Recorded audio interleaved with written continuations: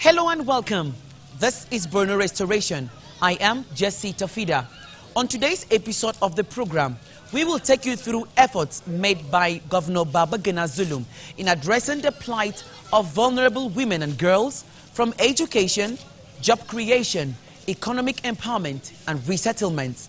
Before we bring you all this, let's give you the latest on Borno today.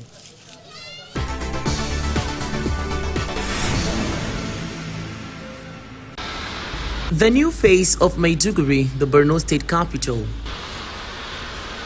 After suffering from over a decade-long insurgency, the state under the Zulum-led government has witnessed massive transformation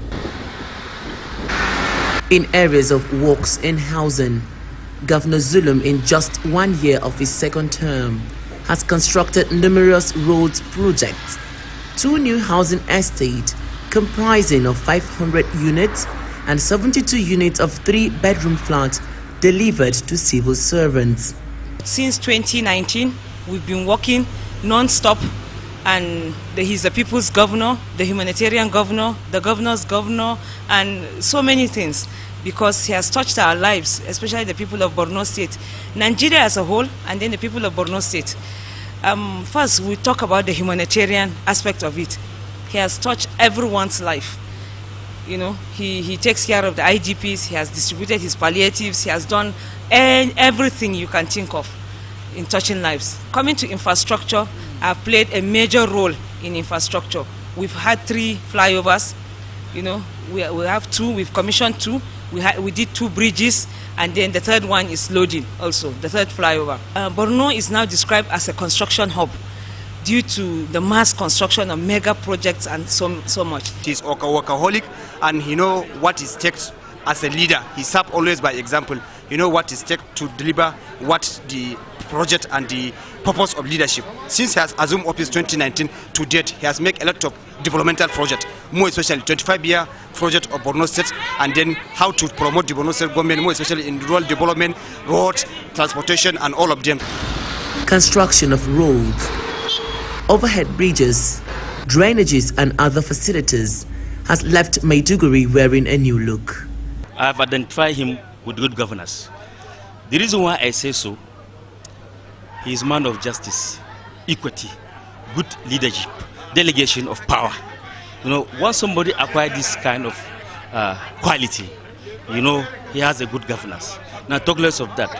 See what he has laid about infrastructure in the state, schools, hospitals, employment of teachers, streets. All these things have been accommodation, houses.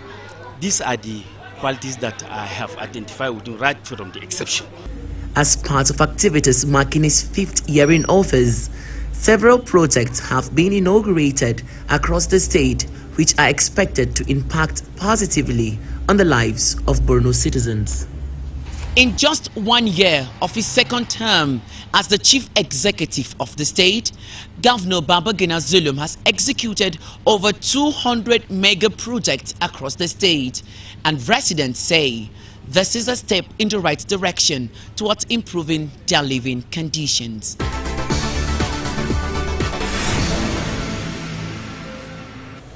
Over the years, Borno's healthcare system has seen significant transformation. Providing high-quality healthcare is a component of Governor Zulum's 10-pact development goal. The state governor has completed 19 healthcare-related projects throughout the state in the first year of his second term.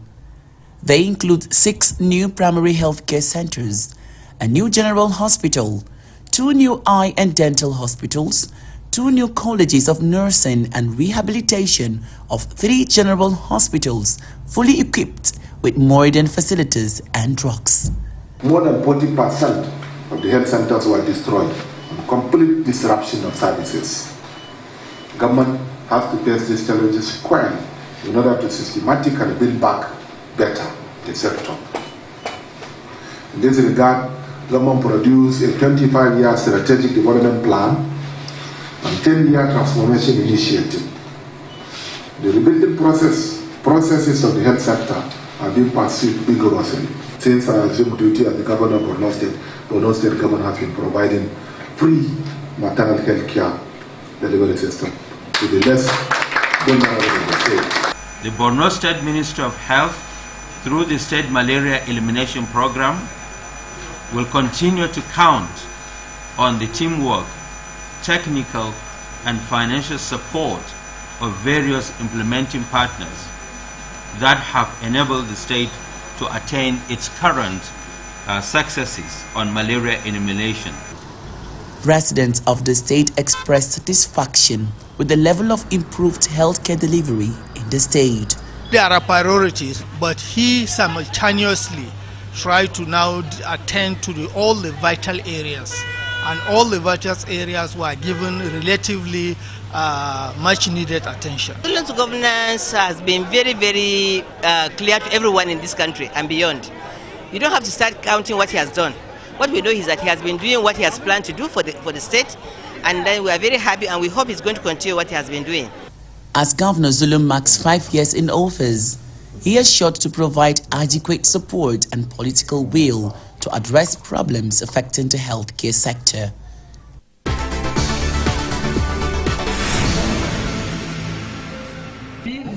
Muna El-Badawi IDP camp. It is one of the largest camps in Maiduguri, with a population of over 70,000 displaced persons.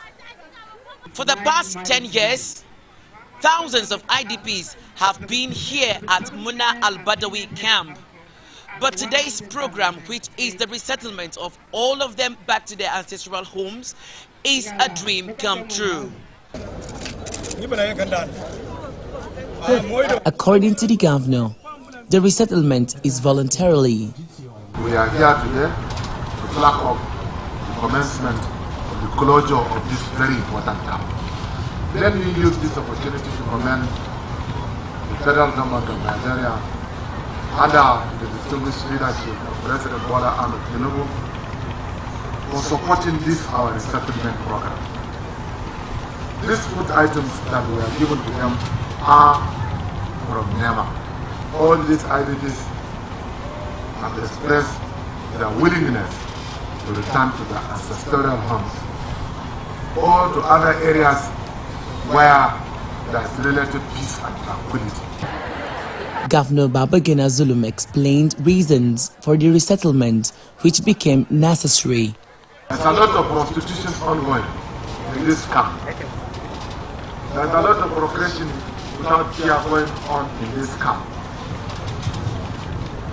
And above all, there's a lot of criminalities that are ongoing in this camp. The government of Borno State will not continue to keep people in this camp. And nobody would be forced to go back to his ancestral home. If anybody decided not to go to his ancestral home or to a safer locations which are being supported by the United Nations and other donor partners, under our regional stabilization facility or under our 1 million offer, you may choose to stay in Maiduguri.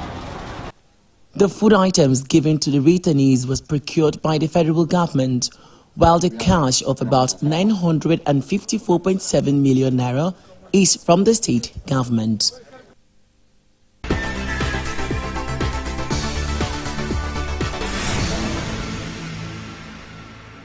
It is evident that the Borno state government has been investing massively in economic empowerment, touching the lives of vulnerable women and children in the society. Join me as I engage the Commissioner for Women Affairs and Social Development, Zuwaira Gambo, as she brings us up to speed with activities of the ministry under the Zulum administration.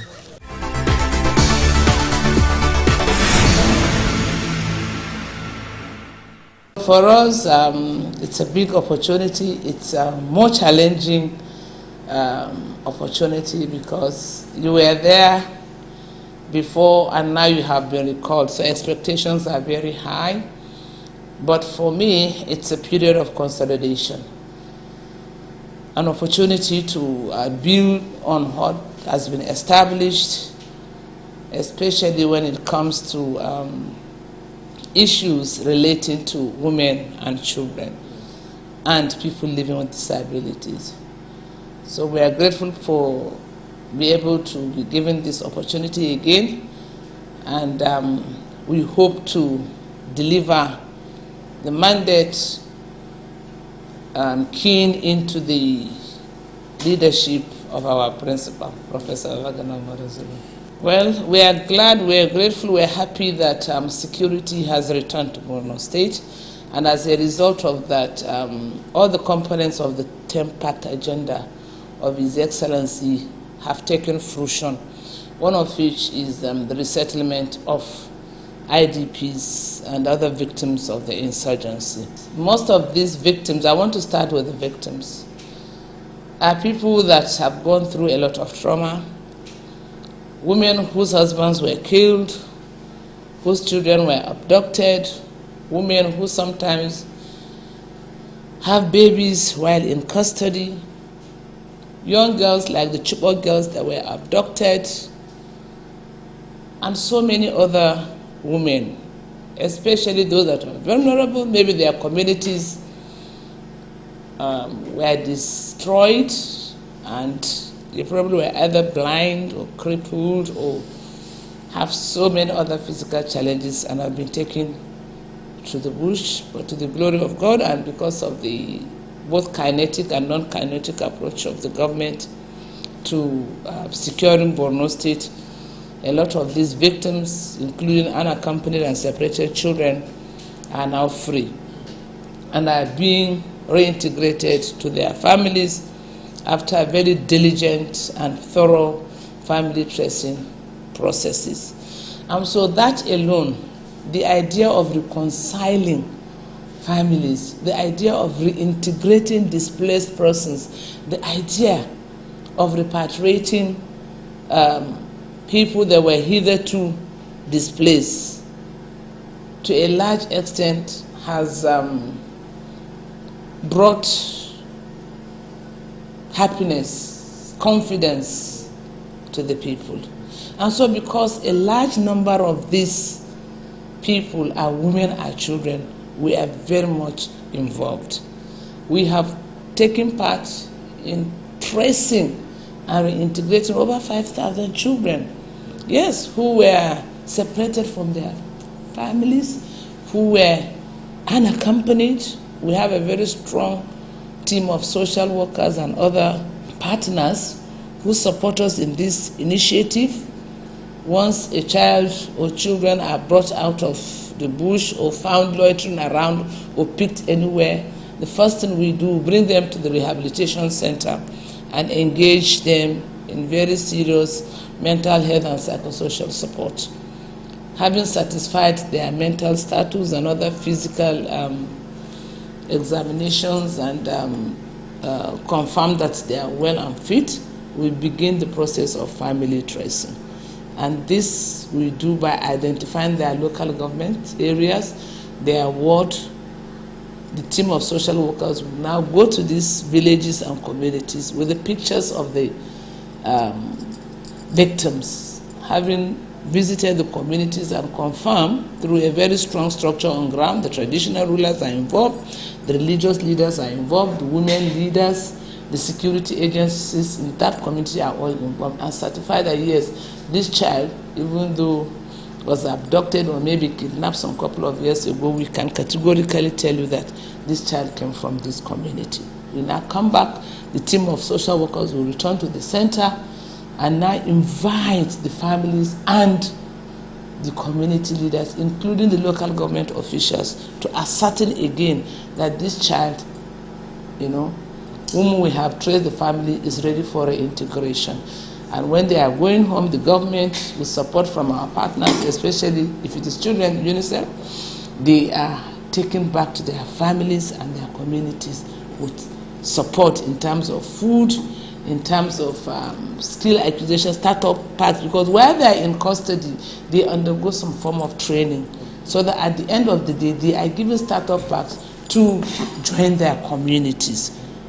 I think you understand. They are not going back as vulnerable people, but as if they are children They have been trained in some kind of skills, and while they're in the rehabilitation center, they go through what we call temporary learning systems. We have spaces within the rehabilitation centers that give these children some form of education, both Western and Islamic.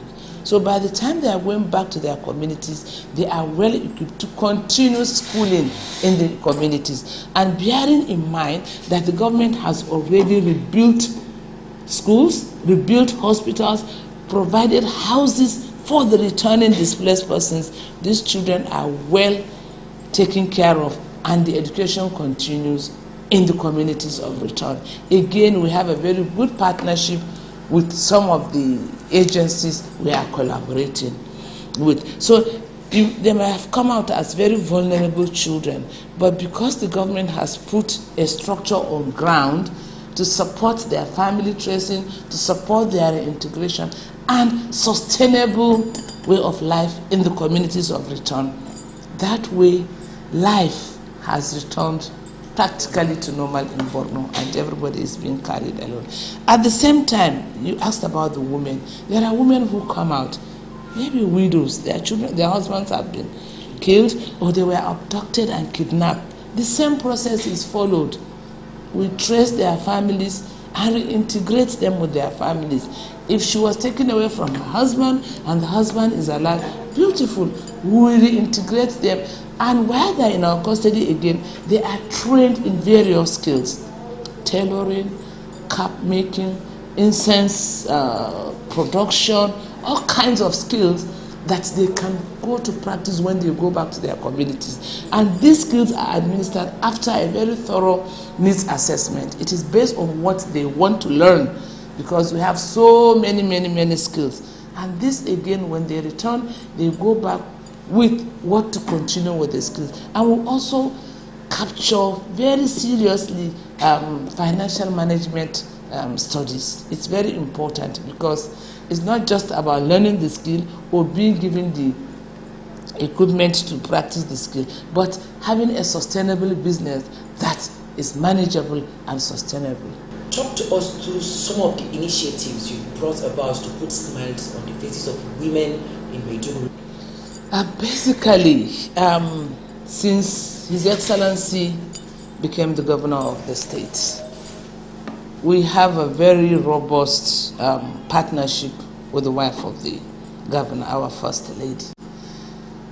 We are able to celebrate and mark all the days that have been documented by the UN as days that are kept aside to celebrate women. For instance, the International Women's Day, the 16 days of activism against gender-based violence, the International Day of the Girl Child. Even for children, we celebrate the Children's Day on the 27th of May. We also have the International Day of Peace, which also women, exactly. So each of these days are set aside by the government of Borno State to impact on what do women need. Is it education? Is it health? Is it economic empowerment? And this also involves those IDPs in the camps before they were closed and other victims of gender-based violence. How do we do that? For instance, for the internally displaced persons, we go around the camps, identify a certain number. The first time we did it, we empowered 330 from 10 camps who have been trained in various skills. So to mark that day, the governor's wife spent the whole day with them, sensitizing them on their rights as women, on closing up the generation, doing away with the culture of silence, giving women voice. And she realized that you cannot give a woman that is hungry a voice. You cannot give a woman that cannot send her daughter to school a voice. You cannot give a woman that is not educated a voice. So all these factors come to play when it comes to empowerment. It's just not about giving them tools. No, it's a holistic way of building their confidence, returning the lost security which they had suffered as a result of the insurgency. And most importantly, empowering them to have a sustainable way of life. We distributed sewing machines, cosmetology items, cap making accessories, and so many other skilled equipment that the women had learned over a period, and given the opportunity to go and practice and become earners of economic income generating activities instead of just depending on handouts. And when we do that, we also bring them into cooperative groups. So there's some kind of check and balances. It's part of our monitoring and evaluation mechanism, whereby if you're given something, you are being monitored. And now, when we started, we made them train the trainers. And I want to assure you that from the first 300, we've had over 3,000 because they go to train them. And so when we confirm you have been trained, we also empower you. And then there's another issue that is very critical to us, which the government has intervened seriously. At one point, we realized that some of the daughters were not going to school. Bearing in mind that education is free in Borno State, there are buses to take these children to school. In that dawn, we did a census in the host communities where we have very vulnerable women, and realized that some of the mothers cannot even afford the 50 naira that you give your child to buy maybe kuli snack or akara.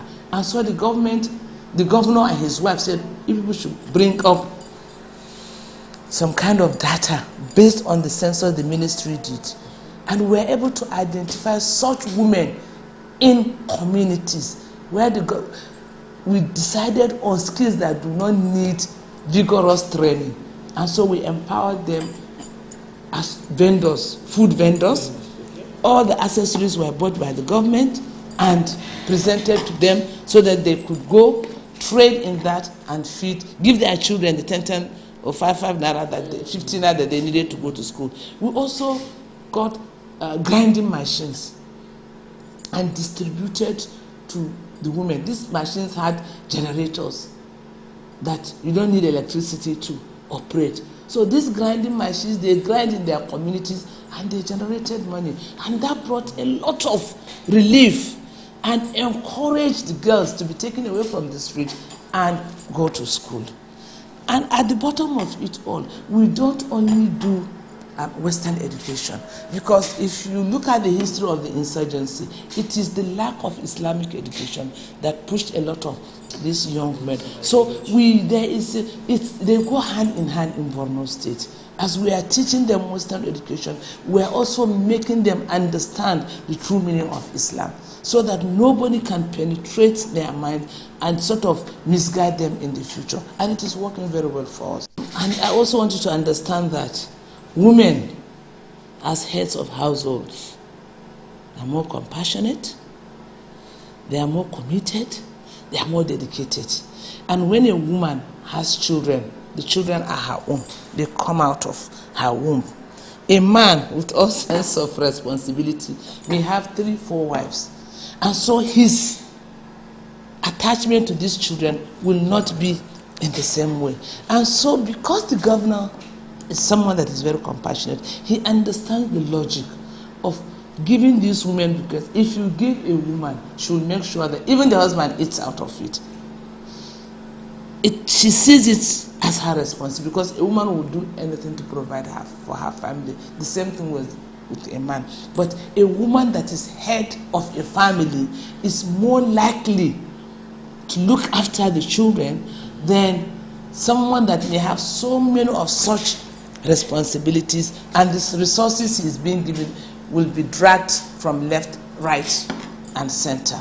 Because the governor is a grassroots man, he is a mobilizer, he's seen it all. He decides to employ very realistic methods and processes that he knows will bring results at the end of the day. All the palliatives you see, you don't see them in the market. The women make sure that they feed their children. And this is very rare. And because he has done his homework, and he knows that once you empower the woman, it is the entire family you are empowering. And I think that is the logic behind his method.